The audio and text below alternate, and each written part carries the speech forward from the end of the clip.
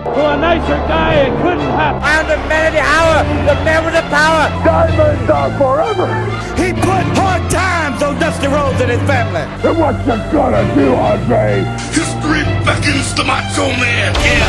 The best there is, the best there was. Austin 316 says I just whipped your ass. 2 words for ya.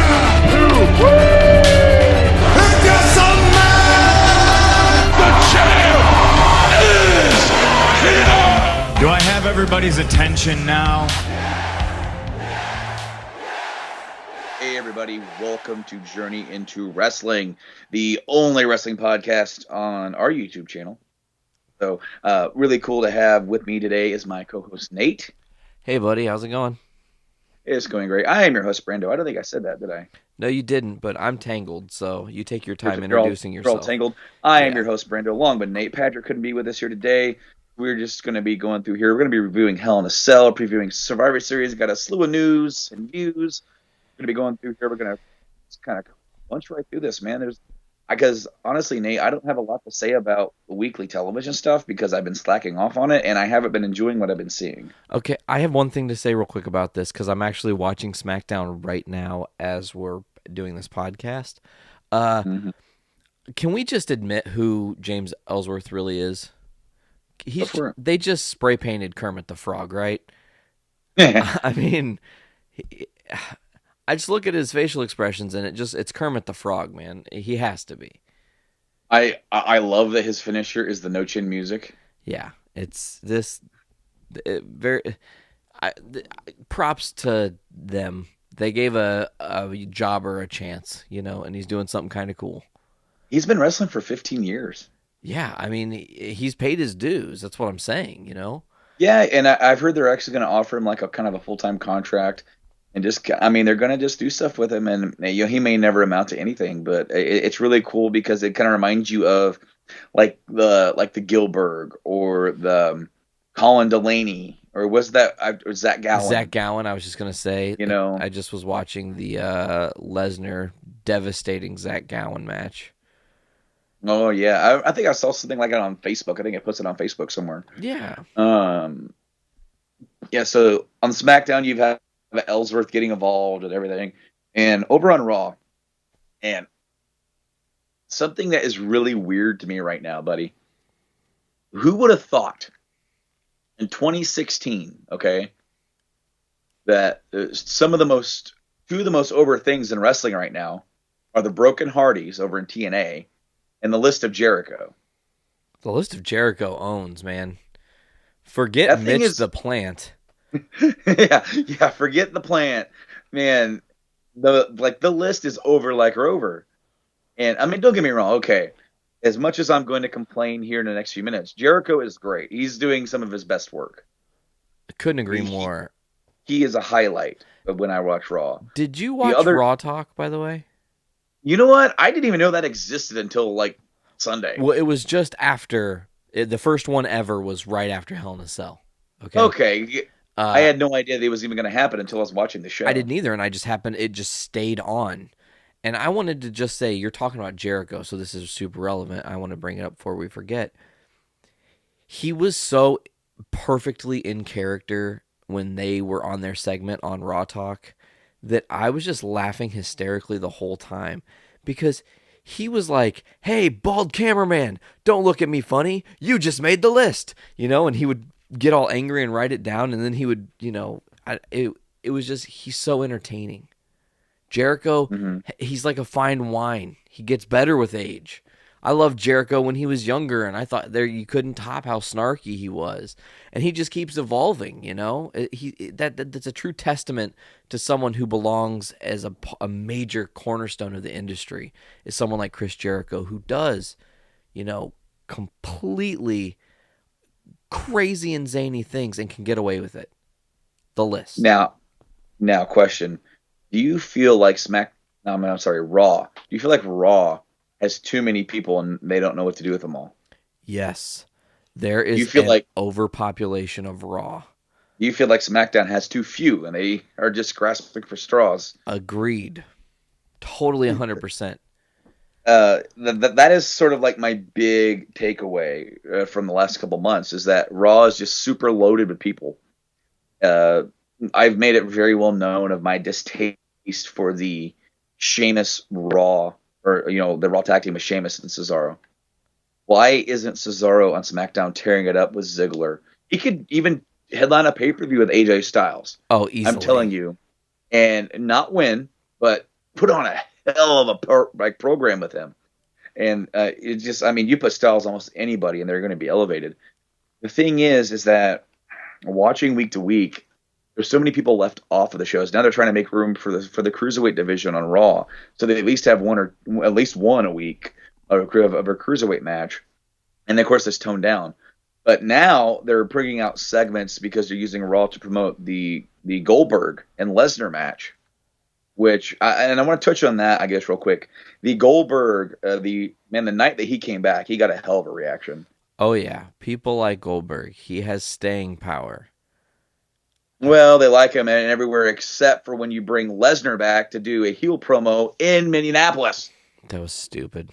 And then so they're trying to get the crowd to chant Goldberg, and they just start chanting Suplex City.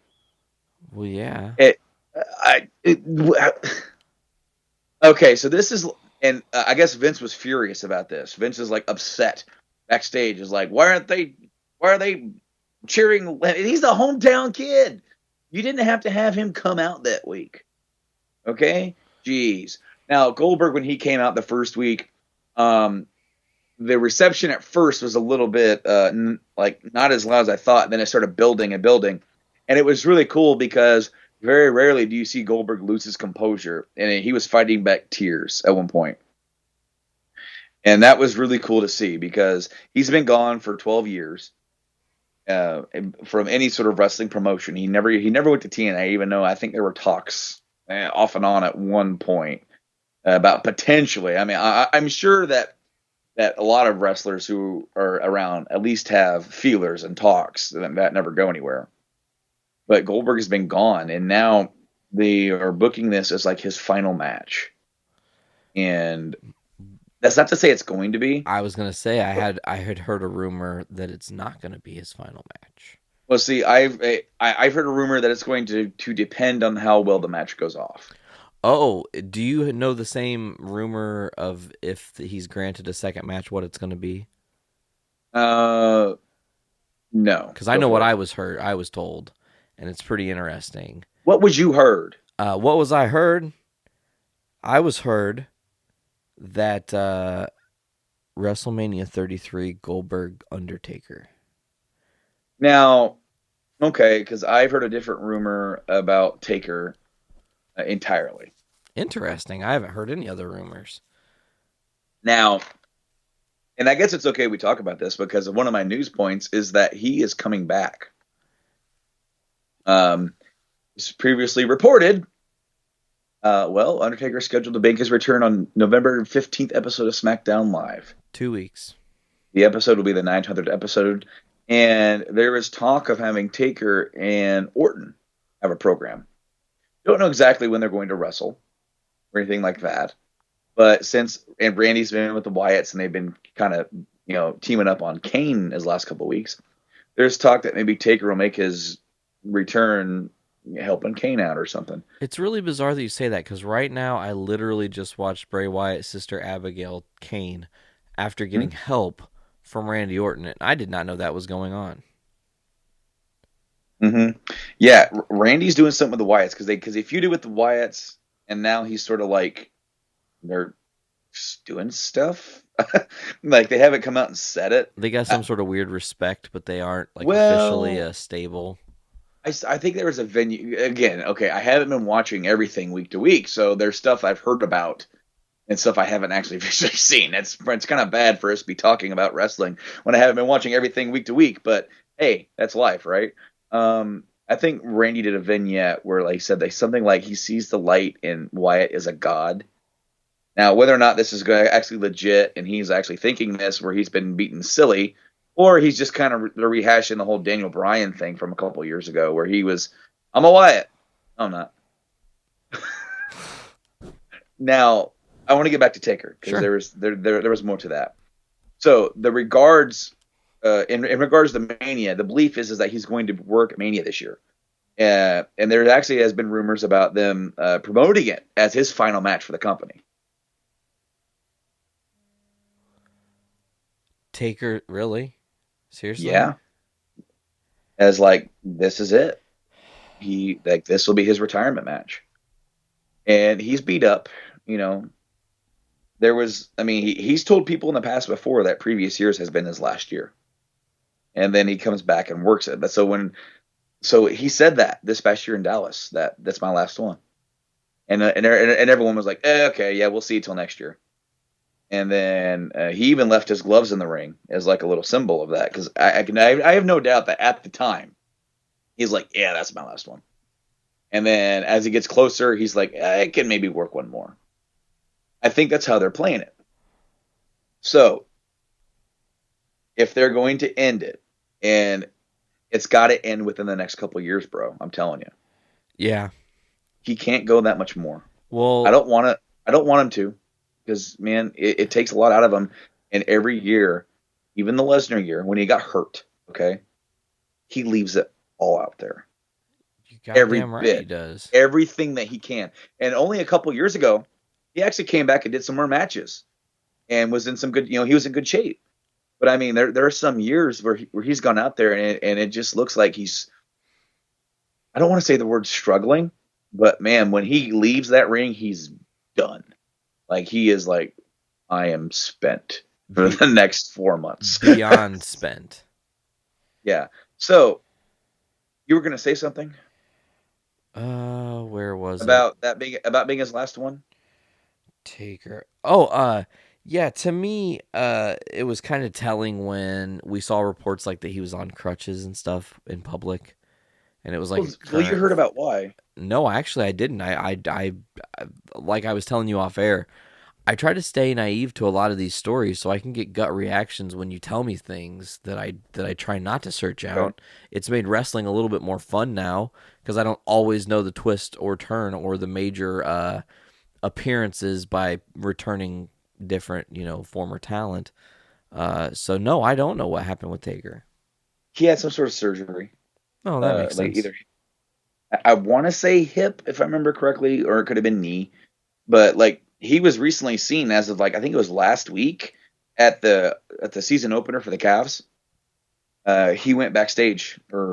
He went to the back of the locker room and met with the Cavs because it was reported that before Game 5 of the championship series for the NBA this year, LeBron posted a picture of him wearing an Undertaker shirt, and then word got back to Taker, and he said he would like to meet them. Oh, that's so awesome. He went backstage in full garb, like that picture of him on the crutches. He looks fucking beat up and old. But then he dyed the beard. He had longer hair, so I don't know if that was the wig or that he had attached to the hat to make it look like more like the Undertaker. But he had the hat. He had everything, and he looked just fine. And then he met with everybody, and I assume he met with some of their families as well. And so Taker did do an appearance. Now, however, there has been talk about Mania 33 and about who his possible opponent could be if it's his last match. You ready for this? Yeah. Cena. No. No. No. Now, do you know what's also being talked about very seriously right now? Listen, if it's like, okay, listen, Brando, honestly, my guess is Baron Corbin. Because I would rather watch Baron Corbin and Undertaker. No. I would rather watch Baron Corbin and fucking Undertaker than than John Cena and the Undertaker. Yes. No, I am going to channel Padriac right now and stand defiant against you. No way. Because Baron Corbin is going to come out of the Royal Rumble as the big baby face to go up against AJ Styles and challenge for the title. Oh, well, that's cool. No, hopefully not. No. Okay, so Cena. This works on me on two different levels. One, if this other thing is true.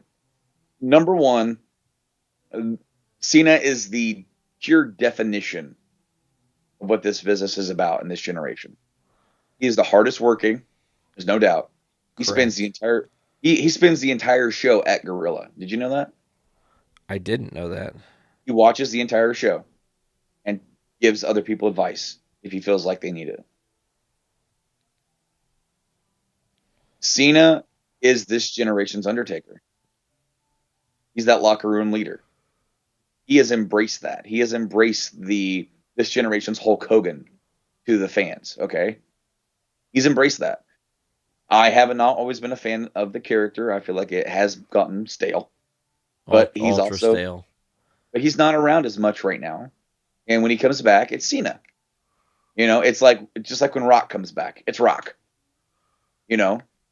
Now, there's going to be a time when Cena leaves too, okay? And I don't honestly feel like Cena's ever really going to leave forever. Like, he's always going to have some sort of interaction. And I mean, he's not even 40 yet. So, take that. Why I think Cena is the guy?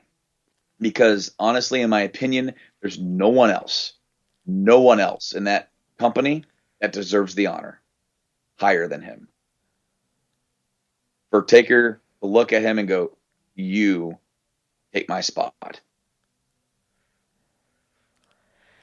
Oh. Now, there's one more thing to this, because there's a big rumor that's actually being discussed now more than it has been in the past, I guess. Okay. Are you ready for this one? Okay. Cena heel turn. Cena heel turn? That would be okay. Okay. In like 32 seconds, you've switched my brain a whole bunch. Now, go ahead. Okay. Do I suggest turning him heel at Mania? No. Do I suggest turning him heel after Mania? Yes. Now, what do I mean by at Mania? I mean that during the match, Cena's going to kind of be the heel of it. He's going to be playing John Cena, okay? Uh-huh. Have him play John Cena. But he's sort of the heel. And okay, if this is it, because I kind of booked this in my head today. How would I set this up? Okay, Cena is supposed to come back after Christmas and continue his feud with AJ Styles. And I predict that they're going to have that match. Okay, if they go with the Cena Taker plan, then they're going to do Cena AJ at Royal Rumble. Okay? Uh-huh. And obviously, if you're going to do that, I would have Cena lose again to AJ Styles. And what does that mean? Cena can't win the big one anymore. So Cena walks his happy butt to Shane and Bryan and says, hey, I want one more shot against him. And I'm wanting that Mania. And they're like, no. Because they don't know who the Royal Rumble winner is going to challenge yet. All right, well, I want Styles. I can beat him. And they're like, look, you've had your chance. We need to get other people Four a chances? Shot. Right. It's like, well, the first one wasn't for the well, none of them have been, the Mercy one was for the title, but it wasn't one-on-one. True. You know? But really, it's more than him being champion. It's more like, I can beat Styles. I know I can. But now the doubt is, can big match Cena still win the big match? Right? And Cena he's vying for it. He's vying for it. He wants it. He says, I'll put my career on the line. You know, everything I've worked for on the line against Styles. And they won't do it. And so Cena's out in the ring 1 week. And he's spouting. He goes, I can win the big match. I can beat Styles. I know I can. I'm beating everybody else. And have him run down the list, right? Beating everybody else. Like, there's not one person back there I haven't beaten. And then they do the whole thing where Taker comes out, right? Gets in the ring, stands right in front of Cena. Cena's like standing in front of him. Both of them aren't backing down, right? Taker looks up at the Mania logo, looks at him and does the throat slash, right? And then Cena stands tall and firm right in front of him, right? Not wavering, no fear, and just puts his hand in front of his face and slowly waves it back and forth. You can't see me.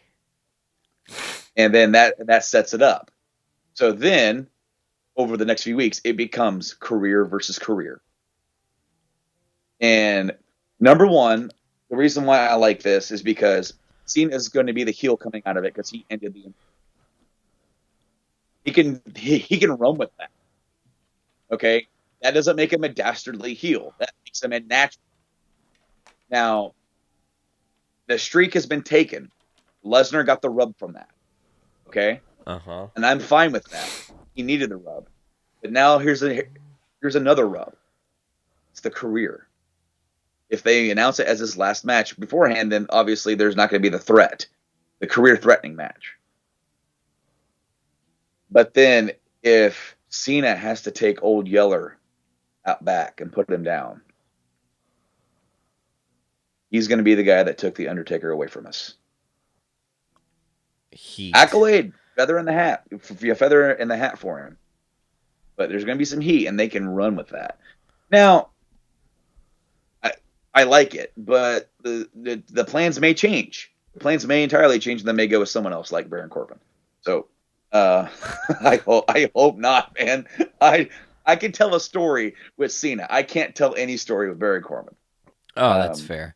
No, my thing with Cena alternately could be like the whole, it is career versus career at Mania. Maybe it's a no DQ match, for a little added hype. Maybe Undertaker just won't stay down, so Cena snaps, grabs a chair, and takes him to the woodshed. Maybe so. And then that's a full-blown heel turn. Now he did something devious to cost us to not see the Undertaker. And at the same time, he solidifies himself as this guy that would do anything to win. Interesting shift in his character. But then also he can defend himself as, I didn't want to go. You guys meant more to me. And then he can try to fight for the fans while consistently losing them. Well, see, that's a good story to tell. But I can also see them not doing that because I can see them ending the match as the match itself is sort of babyface versus babyface. And the heat comes after. Because I can see them doing the big moment where Cena celebrates, right? And he's walking up the ramp. He's slapping hands with our hands, And he gets on the stage and he does one last pose, right, for the fans with his 3 fingers okay symbol, Yeah. On the big WrestleMania stage. And then he's getting ready to walk to the back and he stops and does the whole turn. He looks at the ring and he raises his hand and gives the salute. And salutes to Undertaker. And Taker's still on his back in the middle of the ring. Cena walks out, and then that's when Taker has his moment and his last in-ring moment. Yeah. I mean, because I kind of feel like if you do the full turn and beat him down, then that means that he kind of can't have that because he's got to be selling the hurt. That's true. So I like the full dastardly turn and him wanting to stay for fans and him not wanting to go away. I like that. But then I can also see like them taking almost kind of like the Ric Flair route about how it was it and Cena knew it was it and Taker knew it was it, but he wasn't going to stand down. He wasn't going to lay down. So Taker's like, put me down, do it. And then he does it and then it's over. And then it'll be nearly as sad as watching the streak end because when I saw the streak end, I thought it was it. I thought it was done. And honestly, that's why they ended the streak when they did because they all kind of thought it was it. Because of how Taker when he came back, he wasn't in the best of shape, and they kind of thought there's not going to be a next year. If we're ever going to end it, now's the time to end it because what if there isn't a next year? Yeah. And it was time to give back. It was time to give that back. And we can have our generation's Bruno Sammartino moment. Passing of the torch. Yeah, passing of the torch. I mean, even though it was to Lesnar, Lesnar is still riding off that. He's still the unstoppable beast. And when Lesnar gets to pass that on, here in a few years, to Baron when he Corbin. decides, oh no, come on now. You and that. Oh. I'm just doing it now to antagonize you guys because of how bad you hate Baron Corbin. I don't like him any more than you guys, but it's just fun to kind of keep bringing his name up and shit. I mean, what if Baron Corbin wins the Rumble and then goes and challenges Kevin Owens for the Universal title? No. Finn Balor has to win a Rumble. Finn Balor. or Roman Reigns is probably going to win. Probably not. I don't know. Rumble's kind of a weird thing because we could talk about that later because we're so far away from Rumble. But we need to talk about Hell in a Cell, buddy. Okay. Hell in a Cell was this past Sunday. Yeah. And how about you run down the card and give us the results? All right. Well, I'm going to do that, but I need to ask you a question first to kind of start this off. No. The Daivari that's in this first match, is it the same Daivari from back in the day? I think, but let me check. Okay, I wasn't 110%, you know. I don't know. It said he debuted September 26, 2006. That would be the same Daivari, I think. Don't think so, though. No, it's not. Okay. Wait, family, Sean Daivari. He's his brother. Sean, okay, so it's Sean's little brother. Yes. Okay, that all makes sense now. Because they look so alike. And I didn't want to... See, that's why, yeah. I just thought maybe that like, he hadn't aged. And, yeah, that's what I thought. I was like, wow, whatever facial cream he's using is phenomenal. He looks younger. Like, what the shit is that? Sean is 32, and... Now, didn't Sean famously, like, stop a subway fight or a airplane drama or some shit? Do you remember that? Not at all. Like, I want to say, maybe I'll look this up after we're done with this episode and send it to you. But I'm pretty sure that Sean Daivari was like, maybe he was in a bus stop or he was somewhere and some dude was fighting another dude and like trying to like take him out and rob him or kill him or something, and Daivari like put him in a chokehold and threw him down until the cops got there. I don't remember, but I digress. Anyways. I found it. Oh, you found it. In October 2012, Daivari gained attention for choking a drunk, disruptive passenger unconscious with a rear naked choke on a light trail en route to Minneapolis-St. Paul Airport. After police were slow to respond, another passenger hitting the emergency button. Huh. But yes, he did. Did in fact do that, and he is currently he's on the Indies, but looks like last year to this year he's wrestled for Lucha Underground, but he hasn't been. He wasn't in season 2. So Sean Daivari is still around. He's 32 and his brother's 27, so that's why like they're not too that far away from age. Well, okay, so let's get down to this card now that we know about the Daivaris. Of course, as soon as I say let's get down to this card, the iPad screen auto shut off. Yeah. Okay, so now back at it. Cedric Alexander, Lince Dorado, and Sin Cara defeat Tony Nese, Drew Gulak, and Daivari in a pre-show match, I do remember, right? It was the pre-show, and I missed it. I didn't start watching until the show actually started. Okay, so we'll get down to the actual show. Roman Reigns goes into Hell in a Cell, defeats Rusev. Mm-hmm. That's all. I don't really have much to say about that. We'll come back to all of them. Sure, sounds good. Bayley defeats Dana Brooke. Gallows and Anderson defeat Enzo and Cass, the best losers in the WWE that isn't named Sami Zayn. The Universal title is on the line. Kevin Owens versus Seth Rollins. Pretty much a handicap match with Kevin Owens retaining.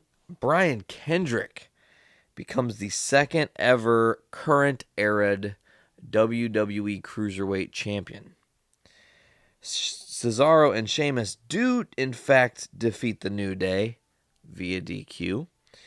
And then Charlotte becomes a 3-time Raw Women's Champion, defeating Sasha Banks in Hell in a Cell. So let's get down to the thick of this. There's probably only, I don't know, Brando, you look at this card here, and I only see 3 or maybe 4 we should really talk about and spend any time on. Everything else is pretty cut and dry.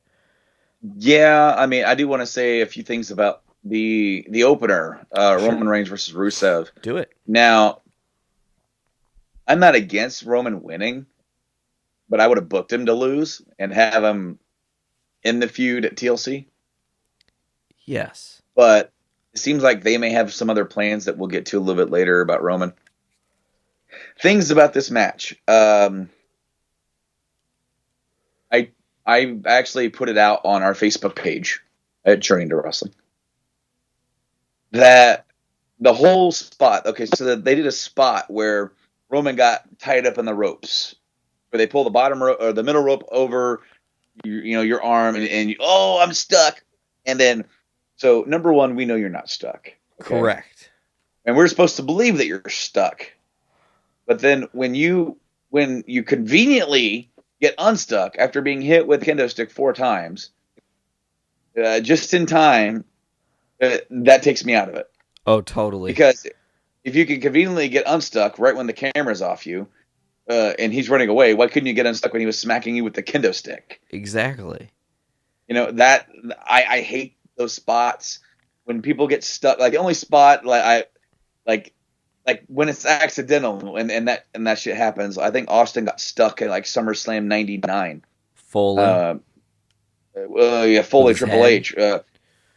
Not him. Austin stepped up on the bottom rope to bend over to grab Shane. I think it was Shane, and he fell over. He fell over the ropes and got stuck, and his knee braces got caught in the ropes, and he was hanging upside down, stuck. I do remember that. And then Triple H went over. Triple H was trying to get him out while acting like he was like beating him up. And you can kind of tell that he's like he quit beating him up for just long enough for you to see him try to yank on that rope, and like he can't get him out. But I don't like those spots. Now, the spot with the camel clutcher or the accolade with the chain looked cool, but it also seemed like it was like made it easier for Roman to like lift him up and get out because he's like he can use the stairs as leverage. I don't know. They both worked hard. They both tried hard. This was like the longest match in the card. So I'm not discounting that. Did you notice that for all 3 Hell in a Cell matches, essentially these were just hardcore matches inside a cell? Yes. They were nothing like traditional Hell in a Cell. No, but I mean, so they used the cell a little bit. But this is my distaste for them having a designated pay-per-view for Hell in a Cell. Because they got to have it every year, and then they end up having 2 or 3 of them. And it cheapens it. And I think that on the matches like on this card, I don't think Owens and Seth really needed the cell. I don't really think it was required, like in their feud, to have the cell. It only garnered one thing, and we can get into that once we get to that match, which we could actually jump to right now.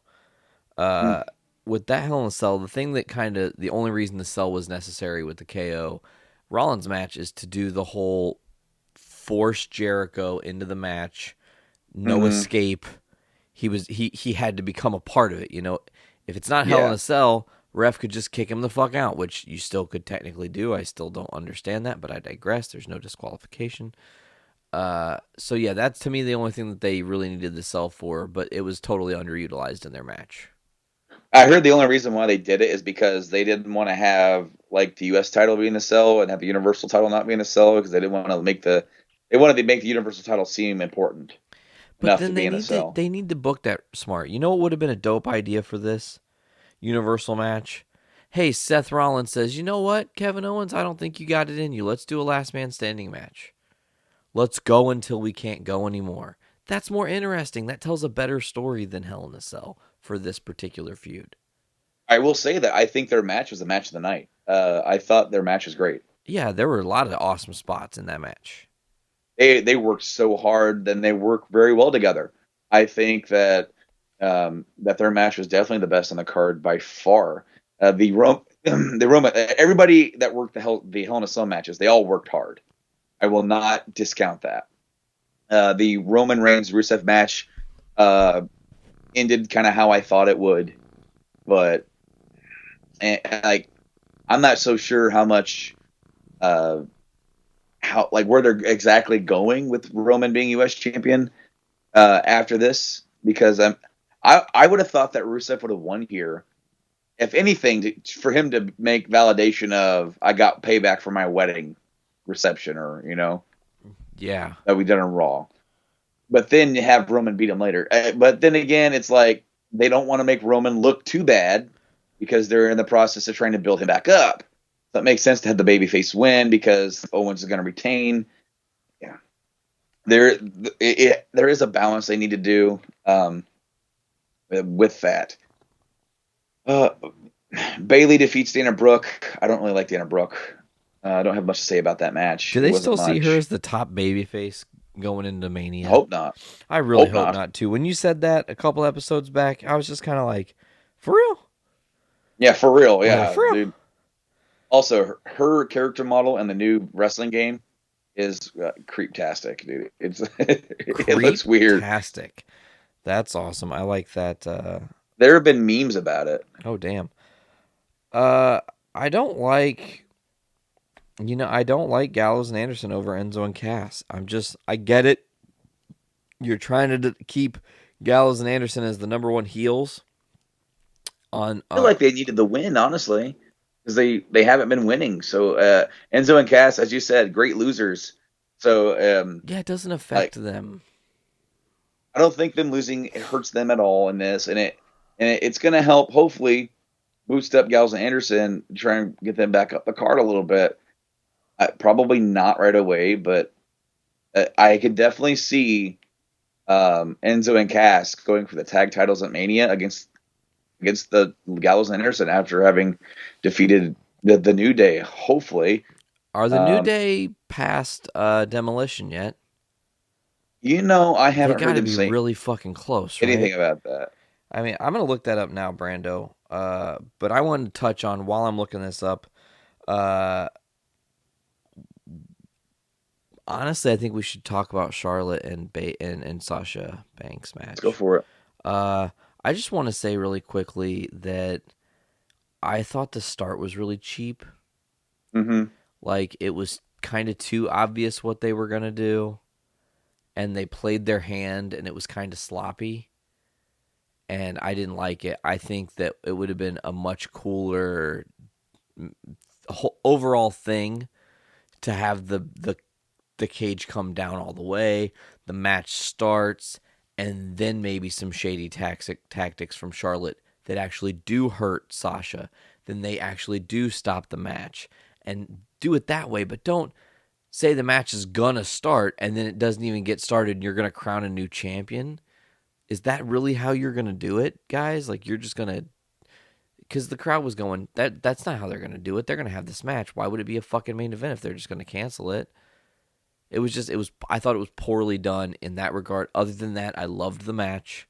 I love Sasha and Charlotte and how they work together. I think that they have more times than not raised the bar for women's wrestling. Like, Trish and Lita took it to a place, and these two said, fuck it, we have no ceiling, and went even higher. And they keep going higher, and they keep pushing expectations for women wrestling to where women's wrestling is awesome to watch now. Like, the chicks matches sometimes are better than the rest of the card. Mm-hmm. That is amazing. That you couldn't say that 20 years ago. You couldn't say that 10 years ago. And it's just like the hard work, the effort, the want to be raising the bar, if you will, has brought this to the forefront. But what are your thoughts on this Hell in a Cell? I didn't love it. I didn't love it because I kind of feel like they were held back. I think it was awesome that they closed the pay-per-view. I think it's about time. I have no problem with Sasha winning. Or no, I'm sorry, Charlotte winning and defeating Sasha. Even though it's in her hometown. I think they're going to continue. They started mentioning about how she's undefeated on pay-per-view. And I think they're going to continue that to try and pay that off at some point. So, because I don't know if you've noticed, but every time Charlotte has lost the women's title, it's been on Raw. It hasn't been on a pay-per-view. As far as the match goes, there were a few botches. And it kind of like the pacing kind of got off a little bit. I actually heard that they wanted to go on top of the cell. They should have let them. And they didn't let them. They did not let them, and I kind of feel like they should have went to the top of the cell. Should they have jumped off? No. I I don't think they should have, unless they could have set up a gimmick to do so, like the whole gimmick where they did Rikishi that one year with the truck. Yeah, like Vince backed the truck out like he's gonna pull the cell down. Oh man, that was Armageddon in a cell, 6-man match. I remember that. Yeah, it was like British Bulldog, Rikishi, Undertaker, Kurt Angle, Kane, The Rock, and somebody else. No, you got two of those wrong. It was Undertaker, Rikishi, Kurt Angle, The Rock, Stone Cold, and Triple H. My fault.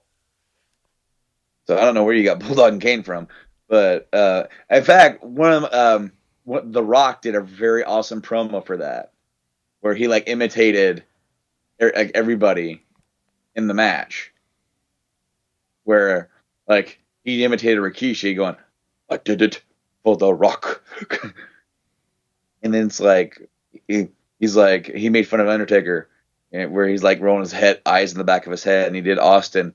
Where he's like, I'm going to get in my truck, drink me from Steve Weiser's, listen to some Backstreet Boys.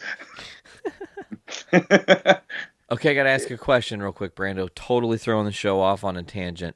Why the fuck would you bring Kurt Hawkins back if all you're going to do is make him a jobber who just gets kicked in the face in 1 second by Dolph Ziggler and loses a match? I have no idea what they're doing with Kurt Hawkins. I don't get it. I mean, I thought it was funny. It said Kurt Hawkins can slam a revolving door. That's great.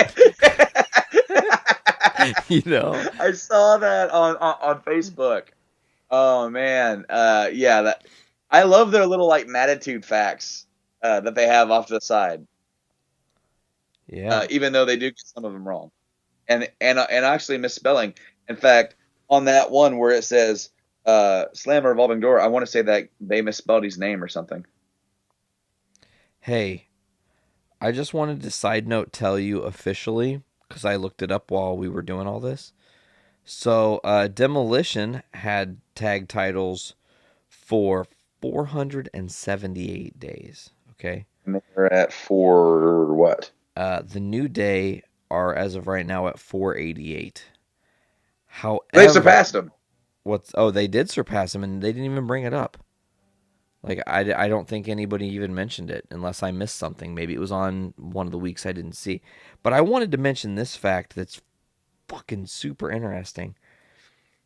Oh, wait, you know what? Hold on, that's wrong. What I just said about the 488's wrong. I misread. It's combined. I'm looking at a list of, like, the longest combined. Oh, no. They're making this confusing because they keep putting the same number, but they're at 439 plus. Okay, so they need 40 more. They're only about a month and a half out. So right after Survivor Series, I'd say. Probably into December. Now, we could talk about that match real quick. I thought that match was pretty decent. However, oddly enough, they made the New Day look a little weak against the team I hate. Against the team I hate being together. Yeah, like Cesaro and Sheamus, he got hit with a kick by Kofi, who wasn't in the match, and the referee disqualified him as Xavier was tapping out to the sharpshooter. And put Cesaro on SmackDown. I don't want him. That's your what do you call it? That's like your default answer. What should you do with Cesaro? Fucking send him to SmackDown. Get him away from Raw. SmackDown. I mean, come on. All right, so they're continuing the AJ and Ambrose storyline going through. Who's going to challenge AJ other than Cena? And that's the same 3 people we've had in the title picture for 6 months almost. Honestly, man, I don't. Yeah, you know, it'd be fucking kind of cool if Taker returned to challenge AJ. I know it's not gonna happen. Like, I get it, but in like a perfect world, how cool would that setup be? And can dream. I mean, right? I never thought that AJ would be the champion of WWE. Side note, Kofi Kingston has the longest combined days as tag team champion in WWE history. He's been tag team champions with a lot of people. 773 plus days. Damn. So he's moving into the 800 days of tag team championing. That's an interesting fact. So overall, Brando, Hell in a Cell, it wasn't terrible. I didn't hate it, but I think that the cells were underutilized. There were too many Hell in a Cell matches, which, as you said, is a problem because you can't create a fucking event called Hell in a Cell and then only like do one. Honestly, dude, here's my opinion. They shouldn't have a Hell in a Cell pay-per-view, but they should have an Elimination Chamber pay-per-view. That makes more sense. Yep. And Hell in a Cell needs to be sprinkled when it's a fucking do or die, need to fucking really solve a problem storyline between two dudes or two chicks that really don't like each other and have great beef. I'm talking, you could do a Roman Reigns, Seth Rollins Hell in a Cell would have, I just make the cell have a purpose. Don't just put them in a cell because it's the pay-per-view and that's what you're supposed to do, because then it's fucking predictable and kind of boring. Oh no, I agree 100%. I mean, Chamber makes more sense to have its own pay-per-view because it's something that is multiple people vying for either a title shot or a championship. And how often do you just have one sprinkled out randomly? It's like, well, we happen to have 6 people that want to have a championship. And it makes more sense to have that at a designated pay-per-view. For Hell in a Cell, I really feel like the yearly pay-per-views have really cheapened the gimmick. And, it's like when TNA first came out with the lockdown thing where every match is in a cage match. At first, it's cool. And then after like a couple years, you're like, well, what else can they do now? It's like, oh, they're on the cell or they're on the 6 sides or of steel. It's kind of the same with TLC. I don't like seeing it have its own paper. It's like they got really lazy and they thought, well, maybe if we just take away the name Backlash and take away the name No Mercy, we might sell more pay-per-views if we just call them what they're going to be, if people know what they are. Yeah. But we don't need to do that anymore because they have the damn network. Yeah, I don't know, man. It's weird. I will say I just got some late breaking news that kind of ties into this card and some things that I'm sure is on your tab. I don't know if this late breaking news is actually like just happening. Oh, no. I'm guaranteeing it's on your list. Shit. Well, what is it? There was a match confirmed for Roadblock. Yes. Do you do know about this match? Yes. Is it okay to just start talking about it, or? Well, do you want to do that, or do you want to talk about Survivor Series, since that's first? We can kind of go through the card for that. Let's do the Survivor Series card. I actually don't really know what's on the docket right now. I know there's a couple matches that are classic Survivor Series style with some Team Raw, Team SmackDown women's, Team Raw, Team SmackDown tag teams, Team Raw, Team SmackDown men's. Yeah. What the fuck? All right. So this year's Survivor Series is going to be 4 hours long. Cool. And there are... I just got your message. I told you, dude. She's creeptastic. Fucking what is that face? Oh, man. Anyway, Survivor Series is going to be 4 hours long. So, and then Royal Rumble is going to be in the Alamo Dome with 70,000 people. So I think that one's going to be 4 hours long. So all the big 4 will be 4 hours long. That's cool. So Survivor Series currently, now this may have changed as of just a few days ago, but we have 1, 2, 3, 4, 5 matches set. 3 of them are the traditional 5-on-5 traditional elimination matches. And they are as follows: the traditional elimination tag team match, Team Raw, which is the New Day, and then I think Enzo and Cass are going to be on there, which would make it kind of would make sense because, but hold on, 2, 3, 4. So are they going to have both members of the tag teams in this damn thing? So they have 5 teams against 5 teams? Yes. Holy crap. Yeah, it's going to be a huge match. I don't know how they're actually going to pull it off, if lumberjack style or what have you. But it looks like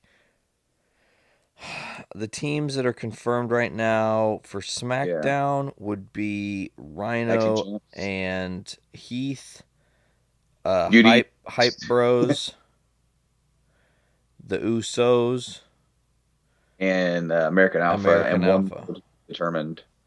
And right now, Raw has just the New Day. Okay, so I've heard about possibly Enzo and Cass being on there, but makes sense. And I could, yeah, I think they're going to be on there, and then I think Luke Gallows and Anderson are going to be on there. Agreed. And then if there's going to be one more, it's probably going to end up being Sheamus and Cesaro and Cesaro to get them on the card. Now, for the TBA on the SmackDown one, I've heard a rumor that they might give the Headbangers a chance to be on there. Dang. Which, of course, they came back a few months ago to challenge. I think it was for the tournament. They came back for that tag title tournament. Yep. Okay, so we have the women's traditional 5-on-5, and Team Raw so far is women's champion Charlotte, Bayley, Nia Jax, and to be determined. Hey, time out real quick. I don't mean to cut you off. I just prominently important. Are you in my living room right now, Brando? Because you just brought up the Headbangers. I literally turn and look, and the Usos beat the Headbangers to get in the tag team elimination match. It just finished right now. I'm just watching the end of it. That was fucking creepy. As I said earlier, I haven't been watching week to week. I've just been hearing stuff and reading stuff. It looks like there's just one more SmackDown team, and there are 4 more Raw teams to be announced. Yeah, so on SmackDown, I don't know who that other team's going to be. Maybe Vaudevillains, or I don't know. It could be anybody. Could be. Now, so I said Raw's women's are the Raw Women's Champion Charlotte, Bayley, Nia Jax to be determined. So that is only 3. And SmackDown is with Coach Natalya, because she didn't make the team. Nikki Bella, Naomi, SmackDown's Women's Champion Becky Lynch, Carmella, and Alexa Bliss. It's pretty much the entire SmackDown women's roster. So what other Raw chicks are there? Is Dana Brooke going to be on this team? Possibly Dana Brooke, and maybe Sasha. Oh, yeah. Also, isn't Foxy? Isn't Alicia Fox on Raw? Alicia Fox is on there. Oh, and I'm surprised they didn't leave a spot, because I think she might be back, but what's her name? Eva Marie might be back in time for this. But your favorite dark-headed woman? Yeah, man, she's blonde. Sexier as a dark-haired woman. I'm telling you, man. The other one is the other traditional 5-on-5. Team Raw is the United States champion Roman Reigns, Universal champions Kevin Owens, Chris Jericho, Braun Strowman, and to be determined. Team SmackDown: Randy Orton, Baron Corbin, Bray Wyatt, Ambrose, and WWE World Champion AJ Styles. What do you think? The 5th one's going to have to be Rollins, right? Rollins, or I heard a rumor, potentially Sami Zayn. That'd be interesting. I don't know what Rollins would be doing then. I would much rather have Sami Zayn be the Raw superstar to answer the challenge of Dolph Ziggler. That's the only title match on this card, is the Intercontinental title match. Dolph Ziggler challenging any Raw superstar to a head-to-head. And I think Sami Zayn would be perfect there, because he could go in there, they could tear the house down, and he can lose. I knew you were going to say it, because Sammy's the best loser. He's the best loser. And, of course, the main event is going to be Lesnar versus Goldberg. Talk about a fucking hyped match. It's going to be hyped, and I don't know if it's going to be good, but it'll be hyped. Well, it'll be hyped. Brandon, we're living in Flashpoint. I know that's a little bit of a journey into comics thing, but I just wanted to tell you, we are, in fact, living in the Flashpoint paradox. It's evident to me now. The Bernstein Bears drama was the first proof I had of this. Last year, the Chicago Cubs could have won the World Series, and it would have been a whole thing with the Back to the Future 2 thing, but they actually won this year, and that's a little bit bizarre. There are other crazy things that shouldn't have happened that have happened. The Misfits have reunited. Guns N' Roses has reunited. Metallica's releasing a new album. Future President Trump could possibly happen next Tuesday. Don't fuck it up, America. Let's not have that happen. We're doomed. We're doomed is all I know. we're doomed. But Goldberg versus Lesnar. I mean, this is a rematch I've been clamoring for, and we're in Flashpoint, Brando, because everything's happening exactly how I'm expecting it to. The Cubs won the World Series just a couple days ago. So all I'm saying is that we're at the end times, my friend. Enjoy Journey into Wrestling as you can. Yeah, hopefully you hear this episode before the world actually ends. No maybe, shit. Maybe we will be on. Oh, if this goes up into the cloud, maybe you can download it in the afterlife. Ooh. There you go. A little bit of a technological joke there. Now there might be other matches announced for this. This is I can see the. Do you think this is too many elimination matches, or do you think it's just spread them out for Survivor Series? No, I think it's great. You got 4 hours, so 4 hours. You have open the show with the tag team one. Mm-hmm. Okay. After hour 1, going into hour 2, do the women's one. Going into hour 3, do the Raw one. Have that be the next to last. The next to last, and then keep your main event Lesnar Goldberg. Singles. And okay. Then you can have your Dolph match wherever the fuck you'd like to place it. You can have any other matches you decide to pepper in there. Pepper it in however you want, and you've got tons of time. They'll probably do a cruiserweight title match. Do you think, side note, speaking on the cruiserweights, we need cruiserweight tag team title division at some point if they can get enough cruiserweights. I know right now that doesn't really make sense because there's not a lot of guys, but it would be kind of amazing. I mean, they keep doing these tag matches with these cruiserweights, and it really shows that the cruiserweights in the tag team setup are really fun to watch, and I think to have a division dedicated to that would be over the top. WWE Network is putting out a brand new cruiserweight specific show called 205. Oh, that's where cool. All the competitors are going to be under 205. Nice. And it's going to be announced by Mauro Ranallo and Corey Graves.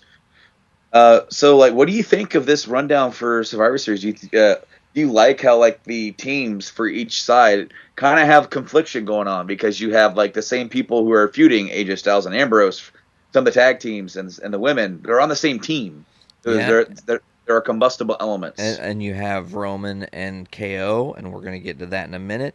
You've got KO and Roman and now Chris Jericho. And Jericho is this, I can't tell what kind of relationship KO and Jericho have, but it's really interesting. Then you're going to have Bray, who's on the same side as Randy, but Bray has feuded with Dean before. AJ has a big feud with Dean. Why the fuck is Baron Corbin in this match? The women's match, I like Team SmackDown. Again, there's a lot of inner feuding there. You've got 3 faces, 2 heels. On Raw's team right now, it's 2 heels and 1 face. I don't know. I like this card. I think that as we get a little bit closer, maybe by the end of next week on TV, we're gonna have some better insight to some more matches. Because I feel like that they're kind of also screwing the pooch a little bit by not having some of these other titles defended, because everybody's tied up in these matches, these elimination matches. Well, they are for once kind of doubling down on the traditional style matches, which they've been kind of shying away from. True. In the past few years, there was even talk at one point of getting rid of the Survivor Series name altogether. I was very upset by that when you told me that back when that almost happened. Oh yeah, man. So was I. So I'm very glad that they're hopefully doubling down on the Big Four and making all 4 of those the co-branded shows. Really big shows and really exciting to watch. And since they are the only shows where people can cross over, there's probably going to be, Royal Rumble is going to be some crossover in the Rumble, and then you're going to have Mania. They might have a couple of crossover matches. Same with SummerSlam. Oh, you know what? Another thing that's really super interesting that I just totally noticed? How about Braun Strowman in a match against Bray Wyatt?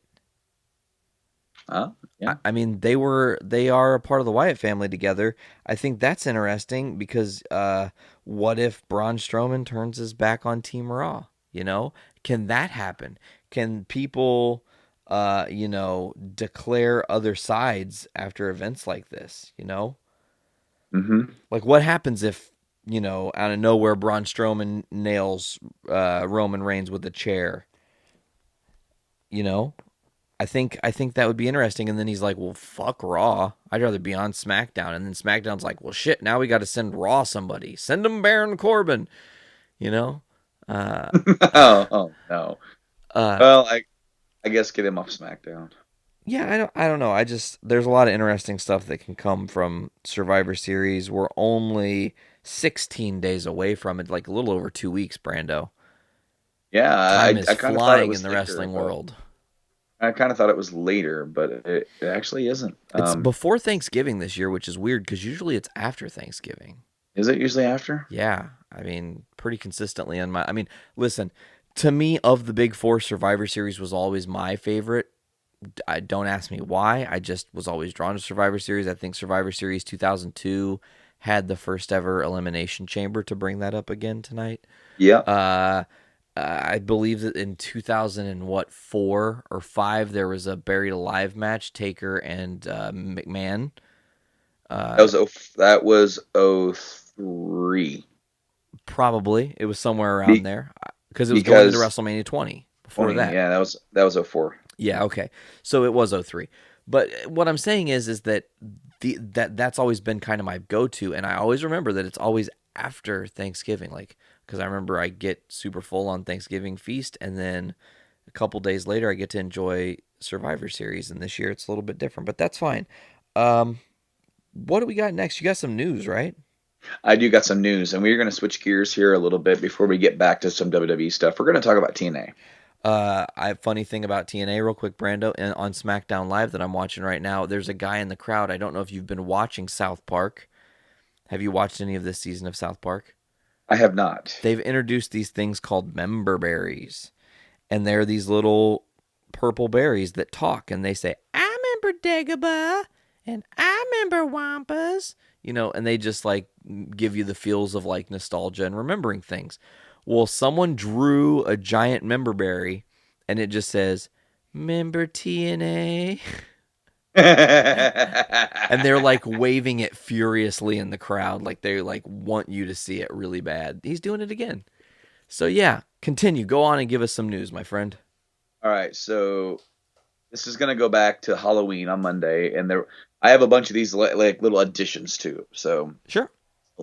So a reporter for the Tennessean has reported that Judge Hobbs Lyle has ruled against Billy Corgan's request for a temporary injunction. This is considered a big win for Dixie Carter, because Corgan will not be gaining control of the company. She and TNA will now be able to make business decisions without his approval.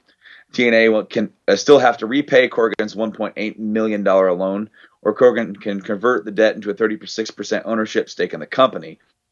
Basically, the current belief is that TNA will be sold to Anthem Sports and Entertainment, the parent company of the Fight Network.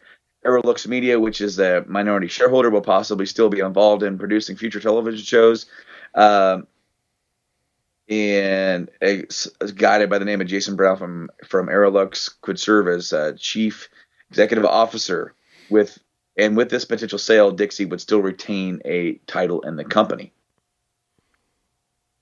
So from there, we go to the next chapter. Basically, Corgan commented, saying, "For those asking, I'm in no way disappointed in the judge's ruling regarding TNA. Rather, I'm grateful that the judge considered the case. It is important to note that these proceedings have brought forth facts that eliminate business practices which I fought against for a reason. I suggest that a careful reading of the judge's ruling supports there can be no claim of victory by anyone in a position of authority." And TNA star Mike Bennett tweeted, "Well, back to bad business as usual." In regard to the ruling. Now, since then, TNA lost a major TV deal in the UK. Challenge TV, which has carried the TNA for quite some years, has decided to no longer carry the product. Basically, the Challenge TV deal is one of their biggest revenue sources for the company. TNA did say that they have something else in mind for when this deal runs out, and so we're going to see what that is. Some sort of a different distribution for over there. Corgan no longer with TNA now, as of yesterday. The following press release was issued today, Anthem Sports Entertainment Corp. And Impact Ventures, parent company of TNA Wrestling, today announced that Anthem has provided a line of credit, or provided a credit facility to TNA to fund operations. Basically, it is now back up and running. TNA is going again for now. And a whole lot of jargon here. Billy Corgan responded on Twitter, fact, TNA was supposed to pay me 2 days ago, which they swore in front of a judge. Yesterday, they asked for a day to get money together, upon which yesterday or today, they'd reach out directly to settle all claims. They lied again and have used the time as a weapon. Fact, I still have not been paid, and I'm still exploring remedies, including new filings with court and converting 30% equity. Now, Anthem responds to his non-payment claims, which they say, we reject Mr. Corgan's social media comments today. The matter is before court/public discourse is inappropriate. There is a solid financial plan for Impact Wrestling, and Mr. Corgan's loan will be dealt with appropriately. Somebody sent Billy Corgan a picture of, it looks like from The Simpsons, and it says, Dear Billy, I owe you $1.8 million, signed Dixie, Art. And Billy says, it's actually 2.7, but who am I to quibble with great art? Oh my God, dude. Hold on now, I'm not done. Oh, I just Billy saw Corgan. AJ Styles ragdoll James Ellsworth. Sorry. Okay. Anyways, go on. Billy Corgan wrote the following on Twitter today regarding legal action with TNA Wrestling. Yep, just published New York Post article asserting that judge and case ruled against my receiving 2.7 in Anthem swap deal. This is false. Case open. Today I am formally requesting repayment of my so-called loan by TNA, which I'm told stalled because they don't know where to find me. Laughs aside, I'd put up $1.8 million for express purpose of becoming equity shareholder and helping talented roster. Any other assertion is false. So if I'm not repaid today in full without conditions attached, I'll be forced to once more pursue remedy by taking TNA stock via court. Remember, it was Anthem and not I who stood in an open court, told judge that they were prepared to pay and in turn fund good old solvent TNA, a company which they claim have had no business deal or behind the scenes yet have released 2 press releases saying they are taking over. So far be it for me to accuse someone I don't know of bending the truth to win a case. That just wouldn't be nice. And I believe in being nice. Last thing, despite being called a lender in every arm of TNA propaganda, I can still convert it to 30% stock or sell option to highest bidder. And that option, if you will, to convert to my boo-hoo-hoo loan to 30% stock or auction it off to a PW Titan, Pro Wrestling Titan, doesn't require a court order. He could sell his stock to WWE. Pretty much. Whoa. Now, I wanted to say all that because that's all happened since Monday. And this drama saga continues. Corgan is officially out in TNA. So his thought of coming in and saving the company, taking it away from Dixie, and becoming the company main shareholder and changing the name of the company, that dream is now gone. There's still stuff. There's still claims to be settled. So with Anthem and with the Fight Network, TNA is going to limp forward and continue. Now, before I get your opinion, Nate, can I just say that Anthem and Fight Network, or the parent company of Fight Network, choosing to do this, to me, is like giving a crutch to Christopher Reeve. It's not really going to do him any good. No, Christopher Reeve's paralyzed. Well, now he's dead, but he can't use it. He can't use it. It's like, oh, that'd be cool. What I wouldn't give to be able to walk with a crutch. And TNA, they're fucking paralyzed. They have been. There was so many bad business deals. They owe so much money to so many different people, not just Billy Corgan. They owe money to our government. They owe money to other talent. They owe money to, I mean, I've heard about them having problems paying talent. And I don't doubt that they might still owe people some money. The thing is that, here's my opinion, buddy. And I don't wish for TNA to close. I just wish for it not to exist anymore. It's not so much that I want it dead. I just don't want it to be alive. What I mean by that is, be done. What I want is for TNA to close its doors, hold everything, and sell it to WWE. I want them to buy the rights to all the copyrights and tape library, and then I want someone else, not Dixie Carter, to step in and form a brand new company where some of, if they want to go to WWE, can. You know, if the Hardys want to option that, they most certainly can. Anybody else, but then like this new company can be formed, brand new company, brand new name, brand new everything, nothing to do with TNA whatsoever, except that some of the stars, if not all of them, may come from there, and they can just build this new shell, build this new building, because I don't know how much more you could tarnish the TNA name. It's like when Hogan and Bischoff left, they threw the match in on the gasoline that they poured. And Dixie Carter had a chance to blow on it. But instead, she sneezed. You went from something that sounded really dirty to something very unattractive when it sounds really dirty. She could have blew on it, but she just sneezed. Either she sneezed or she went to go blow and she yawned. Oh. And then, oh no, my house is on fire. I better get some water to put it out. Except for she went to the freezer and got vodka and poured it on the flame. This isn't working. It's getting worse. And then she's like, oh crap, my water's been turned off because I owe too much money. The everlasting saga of TNA.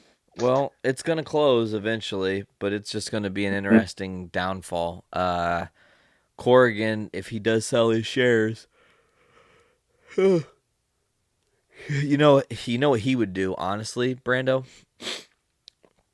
Oh, I have 36% stake in this company. So that's 1/3 majority. Actually, it's over 1/3 majority. So he hands that to WWE and says, hey, they owe me $2.6 million. I'll sell that to you for $1.5 and call it a day. I'll take the $900,000 loss. Boom, they agree to terms. Now shit's really interesting because now WWE is helping.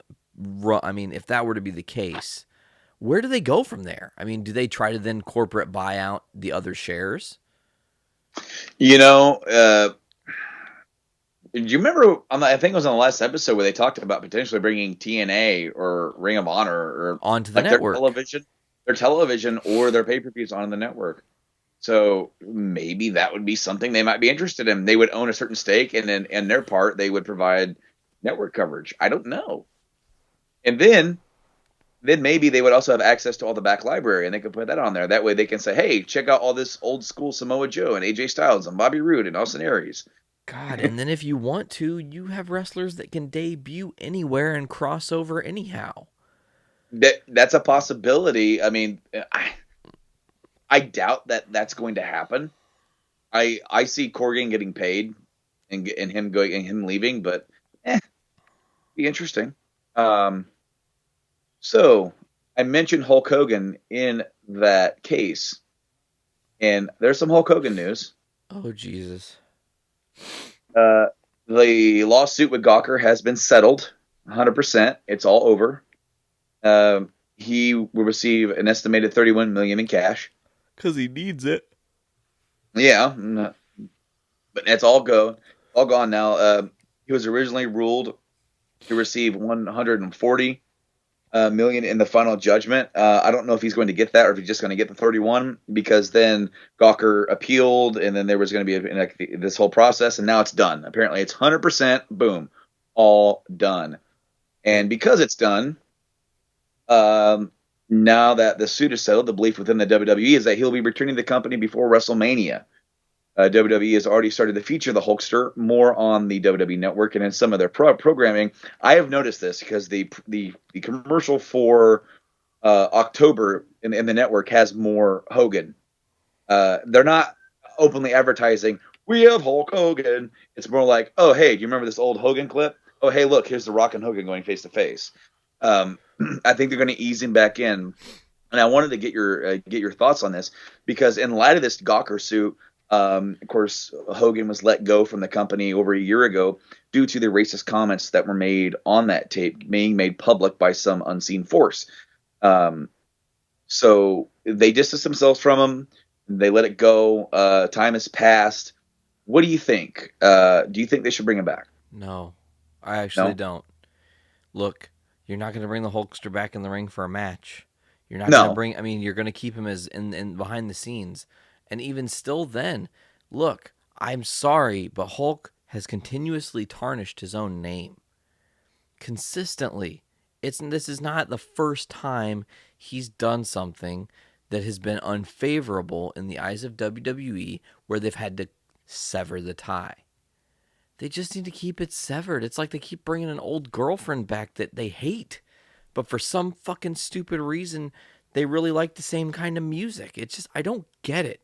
So what else has he done other than so there was the sex tape? There was the sex tape, then there was the racist comments, there was the disgusting way he treats his daughter on that reality show and off the reality show. I mean, he gropes his own daughter, for Christ's sakes. I mean, that's just to talk on real world shit. That's like Trump level of disgusting, in my humble opinion. And wait, are you talking about like the photo of him like applying sunscreen to her? No, there's been pictures and videos and all kinds of crazy stuff where he's like smacked Brooke's ass and whatnot. Look it up. It's real. That, or I've had a really trippy dream, but I don't think I'd be dreaming about Hulk Hogan smacking his daughter's ass.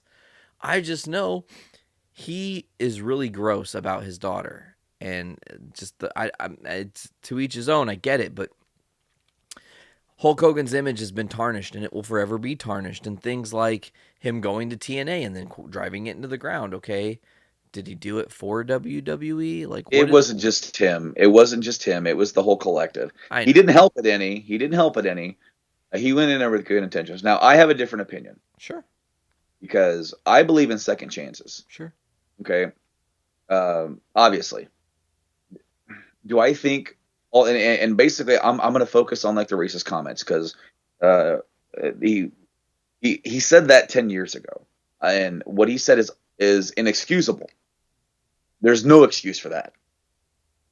Language, mindset, no matter what.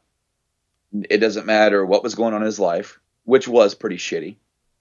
It doesn't matter how pissed off he was at one individual. He used a racist comment. And made a derogatory comment that just encapsulated a whole race of people and used that against him. Whereas if you wanted to attack his character, that's one thing.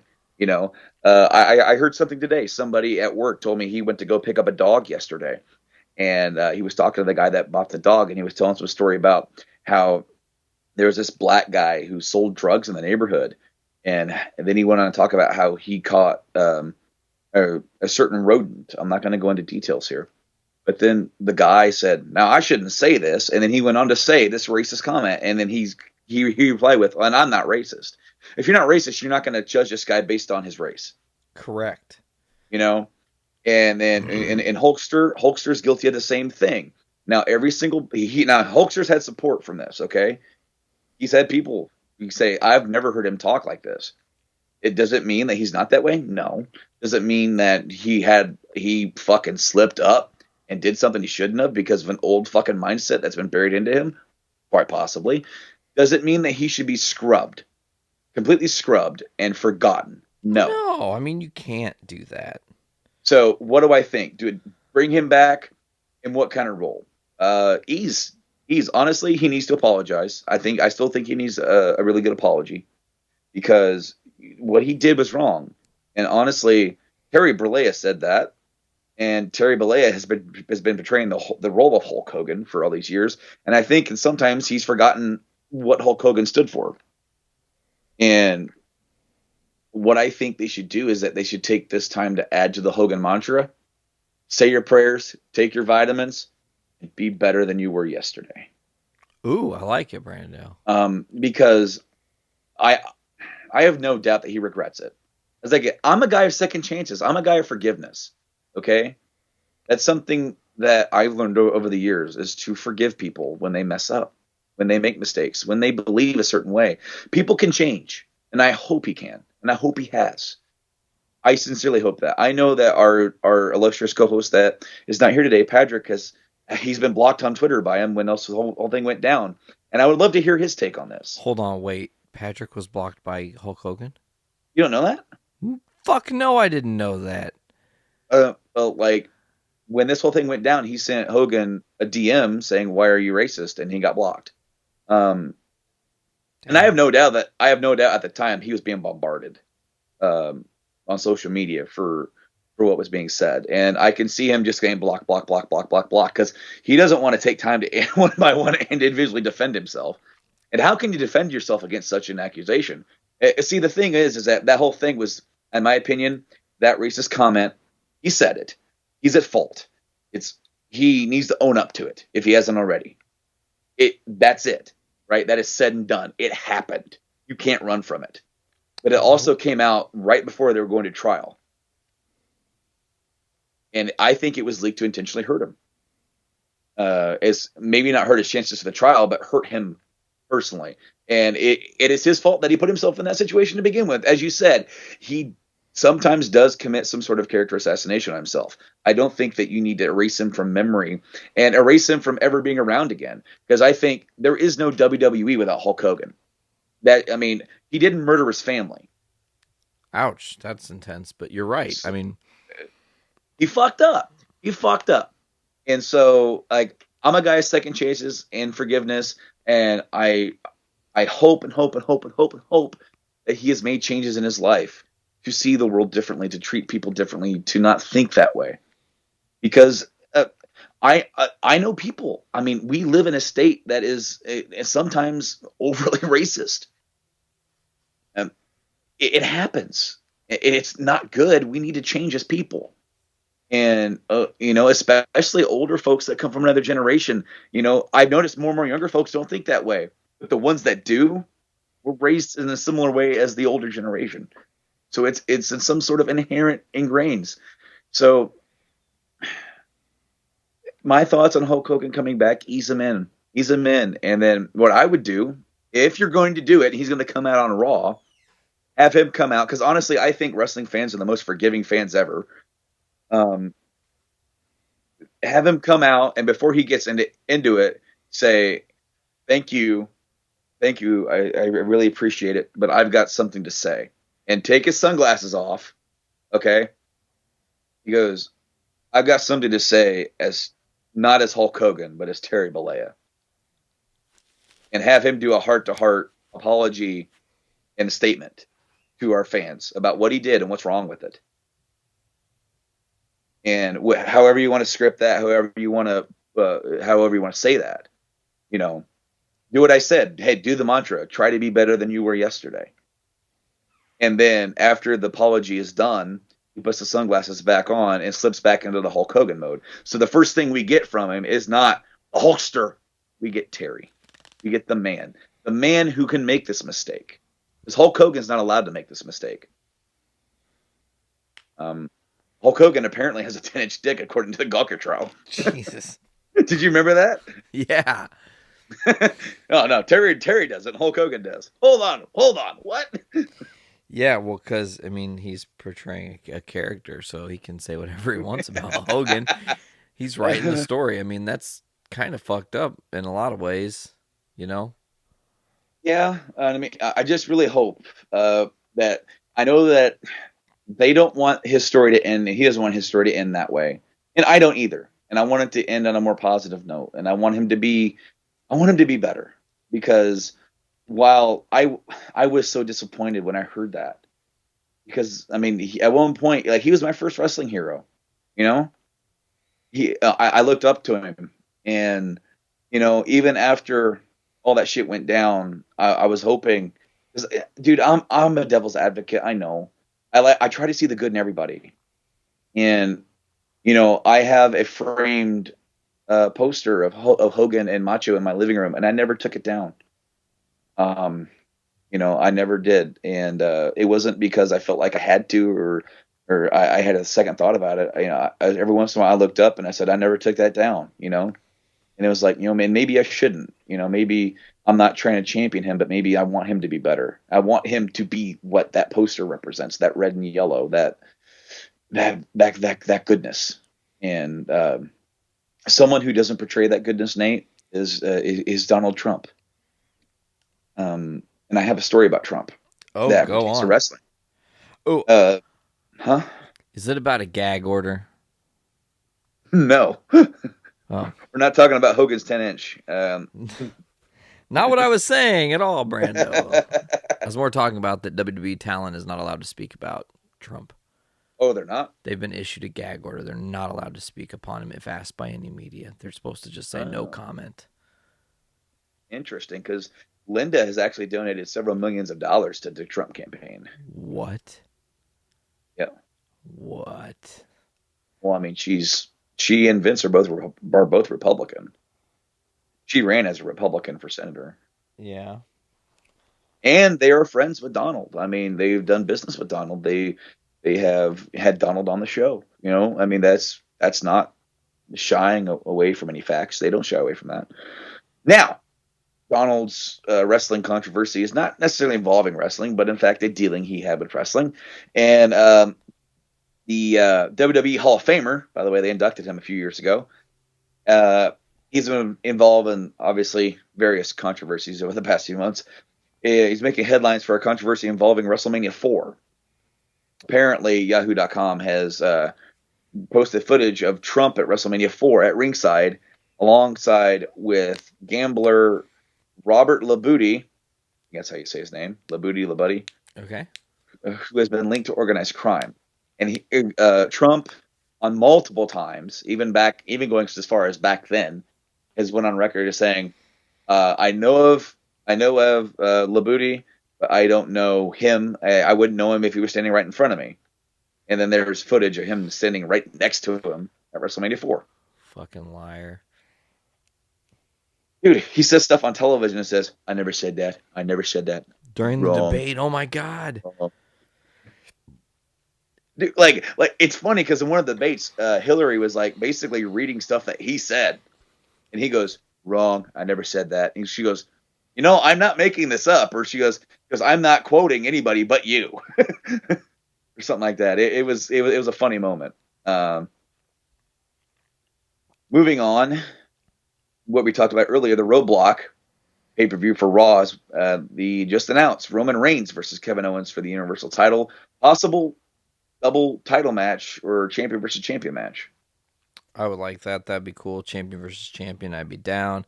But I don't want Roman to win. And I know that's where they're trying to go with it again. And I'm just like, fuck. I don't know. I don't see. And that's the thing, is that I think there's too many people now in the heavyweight or universal circuit that it's like, if you put the title back on him right now, where do you go? It's, where are we going to Mania? Where's Roman going to be involved with at Mania? Is he going to be U.S. champion going in, or because I can see him being a contender and losing, because the rumor I heard a while ago, it's months ago, that they're thinking of putting Lesnar versus the Universal Champion at Royal Rumble. Interesting. And if it's Roman, it's a match we've seen before. And if it's Owens, it's a match we haven't seen before. An interesting match, because here's Lesnar, who is a pseudo-tweener. It's like you never know kind of how the fans are going to react to him, because they just love seeing him. He can be the heel or he can be the babyface. And you have Owens, who's the heel, but they love him. So it's like, how's he going to get out of this one, So, And then Owens, of course, that's like a dream match for him. So, but I actually kind of think that the Rumble is going to be, it's going to be the Rumble match. And I think there's going to be 3 matches that are going to try and sell this and then get 70,000 people. It's going to be, if they do Lesnar and Owens, that's a big main marquee match. It's a Lesnar match. I've heard they're going to pull the trigger on Rollins and Triple H at that event instead of Mania, and that we may get a rematch at Mania. And then the Cena AJ match, which is going to be a really hyped up rematch because how many times they've stolen the show. So I think those are your 3 big singles matches. They might put a few more singles matches on there because of the 4 hours, if that's also 4. But then you have the Rumble match itself. So I think that would be, I mean, those are interesting matches to have on a card. Interesting that you said the Seth Rollins Triple H match will be on that card and not at Mania, because I thought that was like, okay, I'm sorry, but it's not cool to me that Triple H just shows up at Mania now. Like, you're running the company, dude. Be around a little bit differently, you know? Don't just do WrestleMania. Don't just show up for the big one. It's cool now. Okay, he's going to be on Rumble possibly. Fuck yeah. I'm all in. I love that. It'll be good to see Triple H back. He can settle this score with Seth Rollins, who he screwed down in the Universal title. Like, all these things.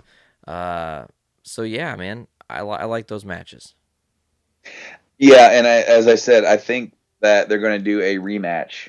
I think H is going to get the victory at the Rumble, and then Rollins will get his victory at Mania. So they're going to have 2.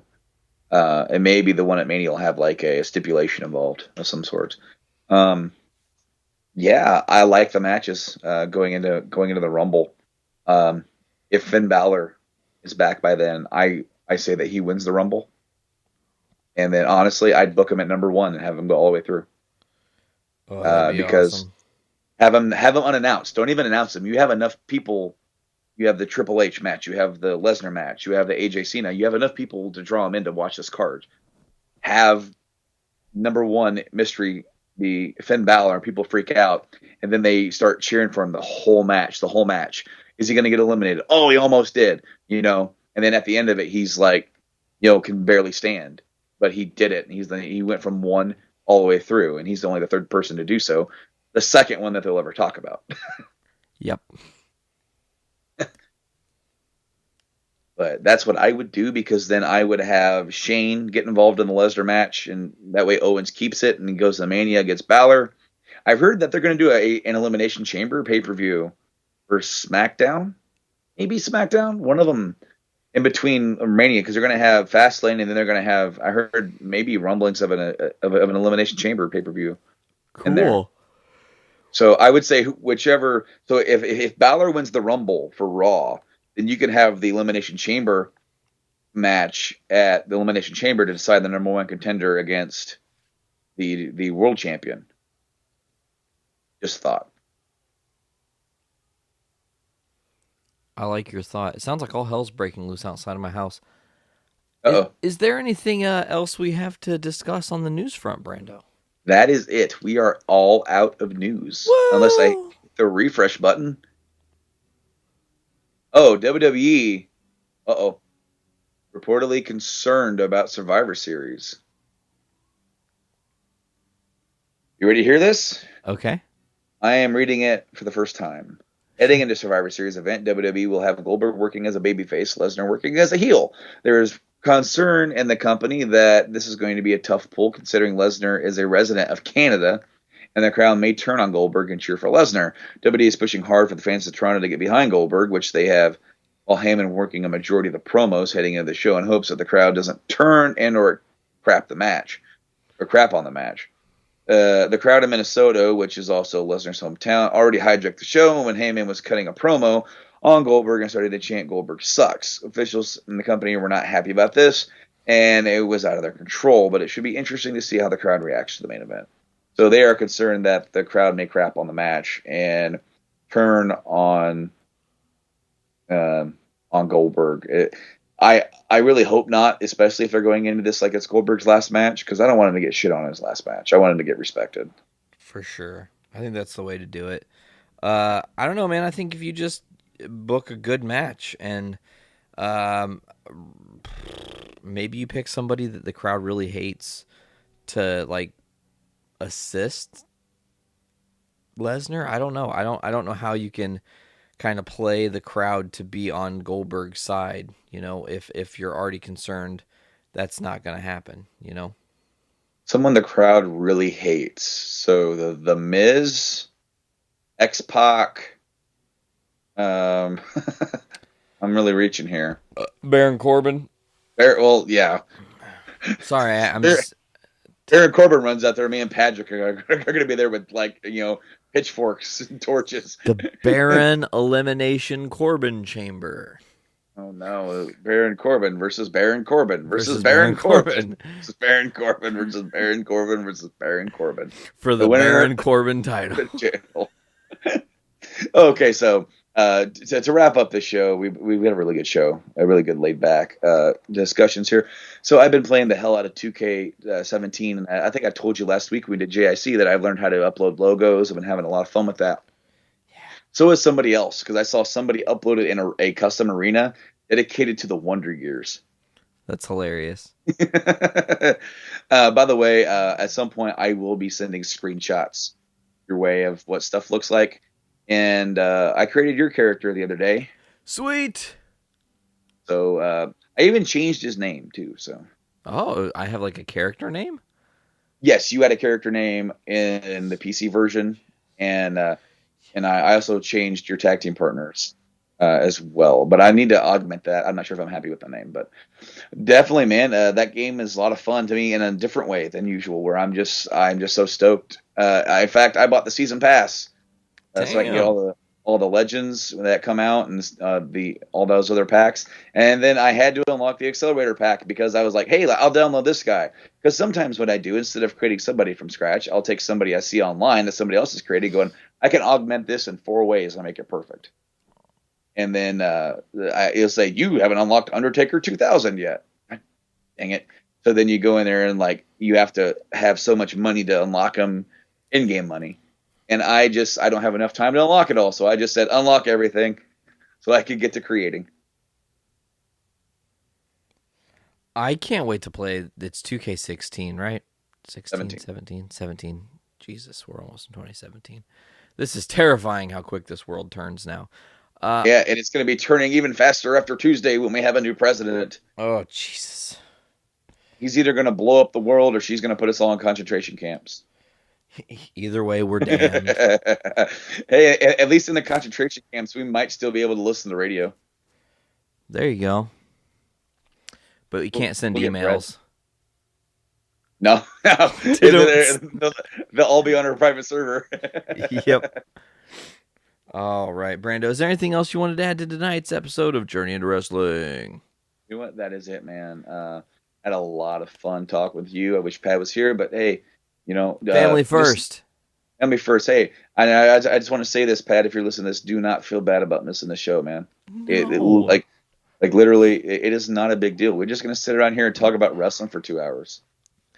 I mean, listen, we all have families that we have, and we've got to put them first. It's very important. Podcasting is something we get to do for fun, and if one of us can't do it, it's not like, oh my God, the world is ending or something's bad. Like, I wouldn't hold myself in some sort of state of guilt if you and Padriac had to do an episode of Journey to Wrestling. You guys have done episodes of Journey to Wrestling without me.